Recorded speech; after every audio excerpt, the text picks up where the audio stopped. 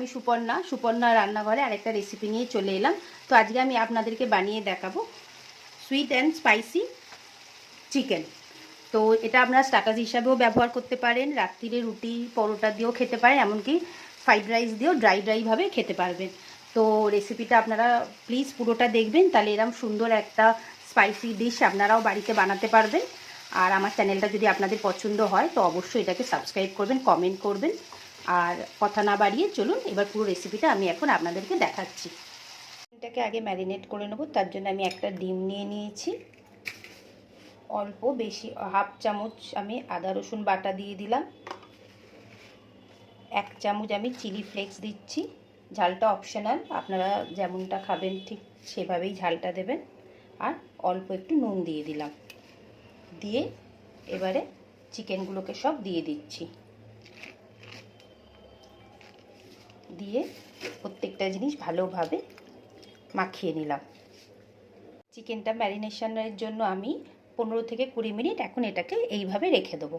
চিকেনের মধ্যে আমি এখন 2 চামচ ময়দা দিয়ে দিচ্ছি আর 1 চামচ চালের গুঁড়ো দিয়ে দিলাম। আমি কর্নফ্লাওয়ার দিলাম না, চালের গুঁড়ো দিয়ে ব্যাটারটাকে এবার একটু গায়ে গায়ে করে ভালোভাবে মেখে নেব।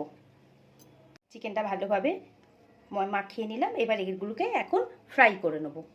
এটা গরম হয়ে গেছে, এবার এক একটা করে চিকেন ফ্রাই করে নেব। বেশি ফ্রাই করব না, হালকা হালকা করেই ভাজবো। সব চিকেনগুলো এখন দিয়ে দিচ্ছি। চিকেনগুলোকে এখন একটু উল্টে দিচ্ছি। এইভাবে উল্টে নিলাম। যতক্ষণে চিকেনটা ফ্রাই হচ্ছে ততক্ষণে আমরা একটা মশলা বানিয়ে নিই। তার জন্য আমি কটা গোলমরিচ নিয়েছি, একটু গোটা জিরে নিয়েছি, গোটা ধনে নিয়েছি, কটা শুকনো লঙ্কা নিয়েছি, দালচিনি নিয়েছি, 2টো এলাচ নিয়েছি, 2-3টে লবঙ্গ নিয়েছি আর একটা তেজপাতা। এগুলোকে এখন ভালোভাবে মিক্সার গ্রাইন্ডে একটু গ্রাইন্ড করে নেব। কিছুটা আমি এর মধ্যে কাশ্মীরি লঙ্কার গুঁড়োটা দিয়ে দিলাম, একটু বেশি করেই দিয়ে দিলাম।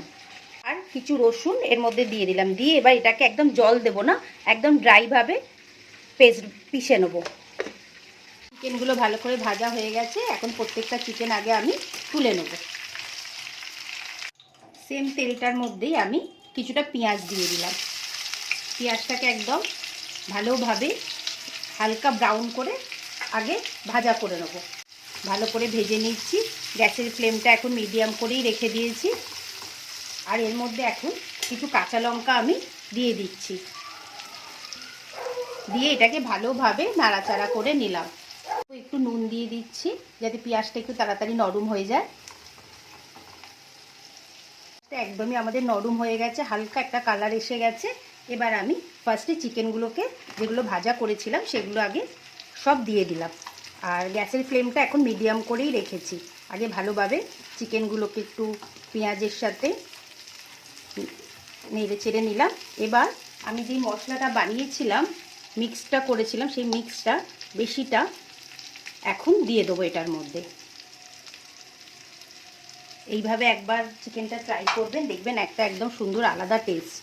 এবার এটাকে ভালোভাবে আগে মিক্স করে নিতে হবে। আমি মিক্স করে নিলাম। অল্প একটু লেবুর রস দিয়ে দিলাম এটার মধ্যে, একটা ট্যাঙ্গি ফ্লেভার আসবে। কাপ মতো একটু জল দিয়ে দিলাম। জল দিয়ে এটাকে একটু নাড়াচাড়া করে নিলাম। মশলাটা একটু 2-4 মিনিট একটু হয়ে যাক, এটার গন্ধটা, রসুনের গন্ধটা চলে যাক আগে। জলটা অনেকটাই মরে গেছে। আমি এখন গ্যাসের ফ্লেমটা একটুখানি একদম সিম করেই রেখেছি। দেখতে তো ভালো হয়েছে। আপনারা একবার অবশ্যই বাড়িতে ট্রাই করবেন। কেমন লাগলো রেসিপিটা অবশ্যই আমাকে জানাবেন। আমি কিছুটা কারি পাতা এর মধ্যে দিয়ে দিলাম, ফ্লেভারটা খুব সুন্দর হবে। দিয়ে এটাকে মিক্স করে দিলাম। এটা আপনারা স্টার্টার হিসাবেও খেতে পারবেন, রুটি পরোটা যেটা দিয়ে মন চাইবে দেবেন। শুধু ঝালটা একটু দেখে দেবেন। বাচ্চারা যদি খায় তাহলে ঝালটা একটু স্কিপ করবেন। আর এমনি বড়রা তো খেতেই পারবে। এর আমি শুকনো, আর যদি একদমও ড্রাই করে নিতে পারেন তো আমি এইভাবে রাখলাম। তো আমার রেসিপিটা কেমন লাগলো অবশ্যই আমাকে জানাবেন, কমেন্ট করবেন।